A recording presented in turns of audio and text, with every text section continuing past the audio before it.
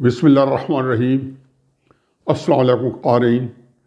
جو پارٹیز اس وقت ملک کا سیاسی ایک ارتعاش ہے، جو قضیہ ہے، اس کے اندر جو انوالوڈ ہے، اپوزیشن ہے یا حکومتی پارٹی ہے یا اسٹیبلشمنٹ ہے، تو وہ بھی میرا خیال ہے کہ اسی طریقے سے اپنی اسٹریٹجیز، اپنی حکمت عملی تبدیل بھی کر رہی ہوگی، اور کچھ تبدیل کرنے میں بحث مباحثے بھی ہو رہے ہوں گے۔ خصوصاً اپوزیشن کے اندر بھی بڑی ٹگ آف وار چل رہی ہے، اس کی شنید باہر بھی آ رہی ہے۔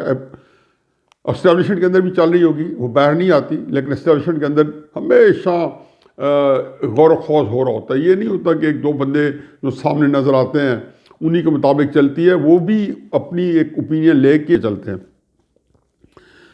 ویسے تو جو میر تقی میر کا جو شعر ہے، جو حسب حال ہے، اور کئی دفعہ میں پہلے بھی کہہ چکا ہوں کہ میر کیا سادہ ہیں، بیمار ہوئے جس کے سبب اسی عطار کے لونڈے سے دوا لیتے ہیں۔ تو ایک تو میں ترمیم کرتا ہوں کہ میر کیا سادہ نہیں، میر کیا مجبور ہیں، یہ مجبوری ہے نا۔ تو عطار کے لونڈے نہیں، عطار اپنے طور پہ جو عطار ہے جس سے ہم دوا مانگ رہے ہیں، اسی کے سبب بیمار ہوئے ہیں۔ چنانچہ آج جب ساری نگاہیں اسٹیبلشمنٹ لگی ہوئی ہیں، انہی کا ہی یہ کرنا دھرنا ہے۔ وہی تو ہیں جو حکومتیں بناتے بھی ہیں، گراتے بھی ہیں۔ 1953 سے خواجہ ناظم الدین بیچارے کو جب انہوں نے گھر سدھارا تھا، اس سے لے کے آج تک کم و بیش 67 ایئرز ہو گئے ہیں، تو یہ کام وہ کر رہے ہیں۔ اور پھر ہم کیا کریں کہ کوئی صورت دکھائی نہیں دیتی۔ چنانچہ جب لوگ جو ہیں وہ اندازے لگاتے ہیں، اور ان کے تک تو جو بازار خبریں آتی ہیں یا جو حالات بن رہے ہوتے ہیں تو اس مطابق دیکھتے ہیں۔ خواجہ آصف صاحب جسمانی ریمانڈ دے کے نیب کے حوالے کر دیا گیا۔ اب آپ یہ دیکھیں کہ اسی نیب کے اوپر ایک تو خیر وہ مولانا فضل الرحمان صاحب کو بلایا، تو انہوں نے کہا جی پہلے تو آپ میرے 26 سوالات ہیں ان کا جواب دیں۔ وہ میں سوچا کہ آج وہ پڑھ دوں گا، تو میں نے دیکھا کہ نہیں، 10 پہلے جو سوالات ہیں وہ تو میرے پر جلتے ہیں، وہ تو میں کبھی بھی نہ پڑھ پاؤں۔ اس کے بعد 11ویں نمبر پہ عمران خان صاحب پہ شروع ہو گئے ہیں، پھر اس کے بعد ساری چیزیں سامنے ہیں۔ یہی پوچھا ہے کہ کون کتنا ٹیکس دیتا ہے، کسی وقت فلاں پراپرٹی کہاں سے آئی ہے، اور یہ نیب سے سوالات ہیں، نیب کے چیئرمین سے بھی ہیں اور بھی بہت سارے لوگوں سے ہیں۔ ان کے آباء و اجداد کی جائیدادیں بھی پوچھی گئی ہیں، سب کچھ کیا گیا۔ اور اس ملک میں اس وقت جو ہمارا سب سے گمبھیر مسئلہ ہے کہ وہ ایک پورے جو تنازعات ہیں اور سیاسی جو تنوع ہے، وہ اس کا حل ہو یا نہ ہو، وہ بڑھ ضرور رہا ہے، اس سے نکل نہیں پا رہے۔ اور یہ نہیں ہے کہ آپ نے اپوزیشن کو مات دے دیا یا عمران خان صاحب کو کسی طریقے سے گھر بھیج دیا، یہ حل نہیں۔ حل یہ ہے کہ آیا اس کے بعد جو ہے جو یہ کنڈیشنز ہیں ان میں کوئی فرق آئے گی یا نہیں آئے گی، اور یہ کس طریقے سے کریں گے تو اس میں فرق آئے گا۔ اور یہ وہ چیز ہے کہ جس کا بظاہر تو کوئی صورت نظر نہیں آتی، کیونکہ اگر عمران خان صاحب کو نکالا گیا تو ظاہر ہے کہ وہاں سے بھی ایک تحریک اٹھے گی، اور وہ کیا کرتے ہیں وہ بات کی بات ہے۔ اور اسمبلی کے اندر سے باہر نکالا گیا تو کیا اس کے مثمرات ہیں۔ اگر نہ نکالا گیا، ان کو رکھا گیا یا ان پہ یکسوئی ہوئی، جو میں سمجھتا ہوں کہ نہیں، ایسی صورت نہیں ہوگی، کیونکہ اس کے بارے میں میری بڑا لگا بندہ پورا اندازہ ہے۔ اور میں 1977 کی تحریک جو ہے، جو 14 مارچ کو شروع ہوئی تھی، اس کی کئی دفعہ مثالیں دے چکا ہوں۔ اور وہ جب 4 جولائی کو مارشاء لگا تھا، تو اس سے پہلے جنرل ضیاء الحق صاحب اور بھٹو صاحب کی ایک ہی پیج کی تصاویر بہت ساری سامنے آ چکی تھی، اور ہم دیکھ رہے تھے۔ تو عام پبلک کے اندر ضیاء الحق صاحب کے خلاف نعرے بھی لگنے شروع ہو گئے تھے ہر طرح سے، بلکہ بہت جگہ پہ فوج کو یہ سمجھا گیا کہ بھٹو صاحب کے ساتھ ان کا چونکہ ایک سپورٹ میں وہ نظر آ رہے تھے کسی طریقے سے، تو لوگوں نے بھی جو سڑکوں میں موجود تھے اسی طریقے سے ان کے خلاف ایک مؤدبانہ رویہ اختیار کر لیا گیا تھا۔ انہوں نے 4 اور 5 جولائی کی رات کو ماشرہ لگا دیا، اور ماشرہ میں جو کیجویلٹی بنے یا جو لقمہ اجل ہوئے وہ ذوالفقار علی بھٹو صاحب تھے۔ تو چنانچہ میرا اپنا خیال ہے کہ اب بھی نتیجہ اس سے مختلف نہیں ہونا۔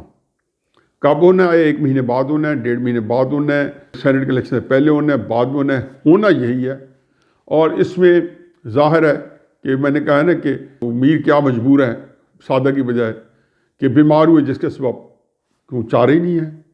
ابھی تک تو ملک نے پہلے تو یہ ہے کہ جو آج کل کے 3-4 مہینے سے جو ٹرمائل پیدا ہوا ہے، جو ایک پورے ملک کے اندر ایک تناؤ کی کیفیت ہے، اس سے کیسے نکلنا ہے۔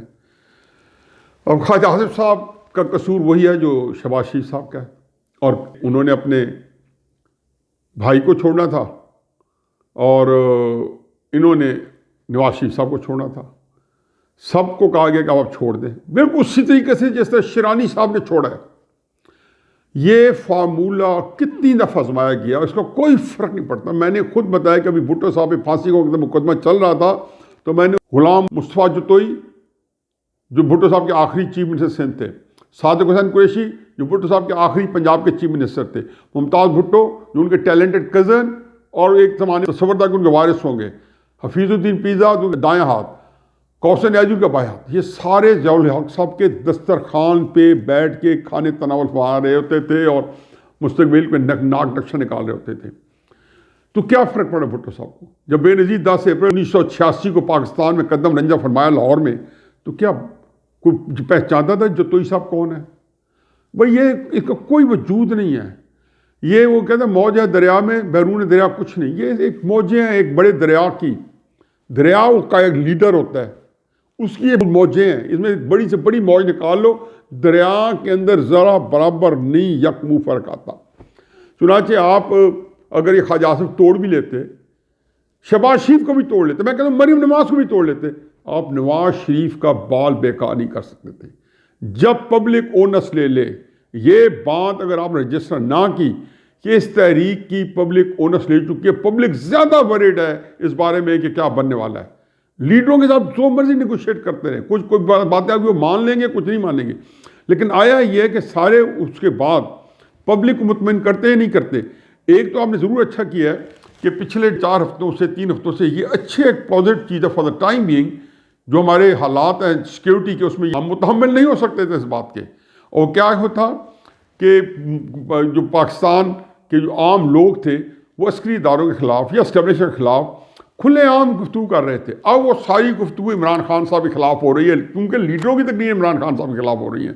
چنانچہ چونکہ گورنمنٹ کا جب پروپیگنڈا آتا ہے تو اور مختلف طریقے سے، تو عام آدمی کے پاس نامعلومات پہ رسائی ہوتی ہے. وہ تو ہماری بھی شاید نہ ہو، لیکن بہرحال کچھ ویریبلز ہوتے ہیں اور ایسے واقعات ہوتے ہیں جو وقوع پذیر ہوتے ہیں، تو ان کا ایک نتیجہ خاص انداز میں نکلتا ہے، اس کے علاوہ نکل سکتے ہی نہیں ہے. کوئی نکالنا چاہے تو وہ ایک دیوار سے ٹکر مارے گا. تو لوگوں کو ایک یہ بتانا روزانہ کی بنیاد پہ کہ یہ بحران جو ہے یہ کس سمت جا رہا ہے، اور پاکستان جو ہے جو ہر 3-4 سال بعد 0 پوائنٹ پہ کھڑا ہوتا ہے، بدقسمت بدنصیب ملک، آیا یہ اب کسی سمت میں چلے گا جو ہم کہہ سکتے ہیں یہ ملک کا آگے 50 سال کا نظام ہے؟ جب طاقت ہمارے پاس آئی تو ہم نے کہا کہ جب یہ لاٹھی میری ہے تو بھینس کیوں تمہاری ہے. آج تک جو لوگ قبروں میں جا چکے ہیں ان سے بھی کسی نے حساب نہیں لیا، لیکن خدا گواہ ہے کہ تاریخ میں ان کو بدترین مجرم کے طور پہ زندہ رہنا ہے انہوں نے، اور رکھا جائے گا. کوئی بندہ معاف کرنے پر تیار نہیں ہوگا، چاہے غلام محمد ملک ہو، چاہے جنرل ایوب ہو، چاہے اسکندر مرزا ہو، جو جد امجد ہے ہماری ساری جو ماں ہیں برائیوں کی جو پاکستان کے اندر آج روح عمل ہے، جو پوری ایک لیگسی دے کے گئے ہیں، جو ہماری آج کی بھی عسکری قیادت ہے اسی کو لے کے چلیے، اسی کو مطابق پاکستان کو ڈیزائن کرنا چاہتے ہیں، اسی کے مطابق کہتے ہیں جی کہ جو ہم نے سوچ لیا تو وہی پاکستان کے لیے زیادہ مناسب ہے. چنانچہ وقتی طور پہ لوگوں تک جو خیال پہنچنا ہے کہ یہ انالیسز ہے کہ اس میں کچھ چیزیں یہ نہیں کر سکتے ہوتے عسکری قیادت. ان کے کئی واقعات ہو چکے ہیں. جب یہ کاف لیگ کو لا رہے تھے تو 2/3 میجورٹی چاہیے تھی مشرف صاحب کو، کہ انہوں نے اپنے آپ کو آرٹیکل 6 سے بچانا تھا. لیکن جب الیکشن کے رزلٹ آئے تو 1 ووٹ سے ظفر اللہ جمالی وزیر اعظم بن سکے تھے، مرحوم اللہ تعالیٰ کو غریق رحمت کرے، چند مہینے پہلے ان کا انتقال ہوا ہے. تو 1 ووٹ سے وہ کامیاب ہوئے تھے. اور وہ کیسے ہوا تھا کہ 13 ووٹ جب 12 ووٹ پیٹریوٹ بنا کے پیپلز پارٹی کے بڑے بڑے لیڈروں کو کھینچ کے فائلیں دکھا کے ان کو بلیک میل کر کے ظفر اللہ جمالی کو وہ 12 ووٹ سے لا کے 1 ووٹ سے کامیاب کرایا تھا. تو یہ کہنا کہ جی آل مائٹی ہیں، یہ آل پوٹینٹ ہے، یہ اومنی پریزنٹ ہے، یہ صحیح نہیں ہے. بہت ساری شکست و ریخ طاقت ہونے کے باوجود 1988 سے لے کے آج تک کئی جگہ پہ لکھی ہوئی ہیں کہ ان کے مطابق نہیں چلتے. جیسے کہ اب عمران خان صاحب کے مطابق ان کو بہت سارے کام کرنے پڑ رہے ہیں. اس میں کچھ لوگوں کے تو ویسٹرن ٹیسٹ بھی آ گئے ہیں، جو عسکری قیادت کے اندر لوگ ہیں ان کے ذاتی انٹرسٹ آ گئے ہیں، اور وہ عمران خان جانے کے بعد ان کی اپنا جو ہے وجود جو ہے وہ خطرے میں ہے. چنانچہ اب اس بنیاد پر نہیں کیا جائے گا کہ ملک کے لیے کیا بہتر ہے کیا نہیں ہے. اس کے اندر یہ کنسیڈریشن بھی ضرور ہے کہ عمران خان صاحب کے جانے کے بعد کون کون کمزور ہوتا ہے، اور جنہوں نے جو سمجھتے ہیں کہ ہمیں کمزور نہیں ہونا چاہیے، ہو سکتا ہے وہ 2 پہ لگا جاؤ عمران خان صاحب سے ایک دفعہ کنٹینیو کرنے کی، ایک دفعہ پھر وہ جسارت کریں جو اس کو نکالیں اور کہیں کہ اس بحران کا تو جو ہوگا ہوگا، لیکن اب عمران خان صاحب رہے گا تو ہمارے لیے پروٹیکشن ہے۔ تو ان حالات میں میں پھر بھی یہی سمجھتا ہوں کہ وہ کہتے ہیں نا پیوستر ہے شجر سے امیدیں باہر رکھ، کہ میں سمجھتا ہوں کہ جو حالات ہیں اس کی جو سنگینی ہے وہ خواجہ آصف کو گرفتار کر کے شہباز شریف صاحب کو اندر رکھ کے مقدمات چلانے کی، جبکہ کرپشن کے اوپر آپ فضل الرحمان صاحب کے سوالات پڑھیں اور خدا کو حاضر ناظر جنائیں کہ ان میں سے کیا غلط ہے کیا غلط نہیں ہے۔ عمران خان صاحب نے آج تک کتنا ٹیکس دیا ہے، فرما رہے تھے کہ یہاں ٹیکس چوری ہو رہا ہے۔ عمران خان صاحب نے 2003 کے اندر ایمنیسٹی لی، تو کیوں لی تھی ایمنیسٹی؟ اسی لیے تھی کہ جس مال سے اپارٹمنٹ خریدا تھا یہ نہیں وہ حرام کا تھا، اس پہ ٹیکس نہیں دیا ہوا تھا۔ جب ٹیکس آپ نہیں دیتے تو وہ پیسہ بلیک منی ہو جاتا ہے، تو آپ نے بلیک منی سے فلیٹ خریدا تھا، آپ کو ایمنیسٹی ملی ہوئی ہے، اپنی ایمنیسٹی اسکیم کے تحت آپ نے گھر کرائے ہوئے ہے۔ تو پھر اس کے بعد جب حساب لینے پہ آئیں تو ظاہر ہے کہ بنی گالہ کا گھر آپ نے جو 1 لاکھ یا 1.5 لاکھ روپے کنال پہ لیا تھا، اب 10-12 سال بعد وہ گھر اگر وہ 1 لاکھ روپے کنال والا 1 کروڑ روپے کنال ہو گیا ہے، تو اس میں کچھ ایسی بات نہیں ہو جاتا ہے۔ یہ کہنا کہ یہ آپ کے 10 سال پہلے مکان کی قیمت خواجہ سے آپ یہ بتائیں کہ اتنی کیوں تھی اور اب اتنی کیوں ہے، فلاں بندہ اتنی کیوں تھی اور اتنی کیوں ہے۔ اس وقت ہمارا ٹاپک یہ نہیں ہے، ہمارا ٹاپک یہ ہے کہ یہ ملک کا جو اونٹ ہے، یہ جو گرفتاری ہوئی ہیں، جو احتجاج چل رہا ہے، اس کے اندر میں اب بھی سمجھتا ہوں کہ کچھ نہ کچھ ہو کے رہنا ہے، اور زیادہ ہو کے یہی رہنا ہے۔ بلکہ کیا بات ہے، میرا خیال ہے کہ اس کی ڈائی کاسٹ ہو چکی ہے اور تقریباً فیصلہ ہو چکا ہے کہ اسمبلی کے اندر سے ایک تبدیلی آئے گی۔ آیا 1 مہینے میں آتی ہے، 1.5 مہینے میں آتی ہے، یا 2 مہینے میں آتی ہے، میرا خیال اس سے زیادہ ٹائم نہیں لگے گا، اور اس کی ہلچل جو اگلے 15-20 دن میں شروع ہو جائے گی۔ اور اس کے اندر بہرحال یہ تبدیلی صرف اس صورت میں آئے گی جب ہماری عسکری قیادت جو ہے موجودہ حکومت سے اپنی سیاسی مدد اور جو سیاسی مداخلت ہے وہ پیچھے لے لے گی۔ اور آپ یہ دیکھ رہے ہیں کہ اس کے ساتھ رکھ کے عمران خان صاحب نے آپ کو کتنا بدنام کیا ہے۔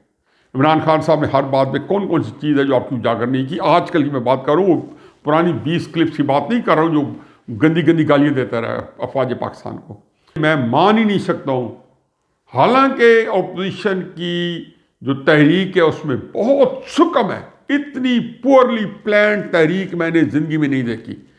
یا ان کے پاس تھنکنگ برین نہیں ہے، جس نے وہ تحریک چلائی ہو، آگے کا بھی جو لاحمل ہے، وہ جو کچھ ہم پلان کیے وہ اس لیے کیا کہ پورلی پلان ہے، اس لیے اس کی ایکسیکیوشن میں خرابی نظر آ رہی ہے۔